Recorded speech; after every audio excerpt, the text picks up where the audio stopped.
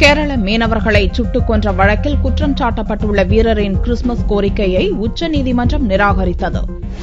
கடந்த 2012இல் கேரள கடற்கரைக்கு அப்பால் சென்ற இத்தாலிய கப்பலில் பாதுகாப்பு பணியில் இருந்த அந்நாட்டு கடற்படை வீரர்கள் இரு கேரள மீனவர்களை கொள்ளையர் என நினைத்து சுட்டுக் கொன்றனர். இது தொடர்பாக கைது செய்யப்பட்ட மாசிமிலியானோ லடோர், சல்வத்தோர் கிரோன் என்ற இரு இத்தாலிய கடற்படையினர் டெல்லியில் தங்கி வழக்கு விசாரணையை சந்தித்து வருகின்றனர். மூளை பக்கவாத நோயால் லடோர் பாதிக்கப்பட்டதை தொடர்ந்து சிகிச்சைக்காக இத்தாலிக்கு கடந்த ஆகஸ்ட் மாதம் சென்றார். 4 மாதங்கள் இத்தாலியில் தங்கியிருந்து சிகிச்சை பெற உச்சநீதிமன்றம் அனுமதித்திருந்த நிலையில் இதய அறுவை சிகிச்சை செய்து கொள்வதற்காக மேலும் 2 மாத கால நீட்டிப்பை வழங்க வேண்டுமென லடோர் தரப்பில் மனு தாக்கல் செய்யப்பட்டது. இம்மனுவை செவ்வாயன்று உச்சநீதிமன்றம் நிராகரித்தது. ஜனவரி 16ஆம் தேதிக்குள் இந்தியாவுக்கு திரும்ப வேண்டுமென லடோருக்கு நீதிபதிகள் உத்தரவும் பிறப்பித்தனர். இன்னொரு வீரரான சல்வத்தோர் கிறிஸ்துமஸை கொண்டாட இத்தாலிக்கு செல்ல தன்னை அனுமதிக்கும்படி மனு செய்திருந்தார். இம்மனுவையும் நீதிபதிகள் தள்ளுபடி செய்து உத்தரவிட்டனர். மீனவர்கள் கொலை வழக்கை விசாரிக்கப் போவது இந்தியாவா இத்தாலியா என்ற சர்ச்சை தொடர்பான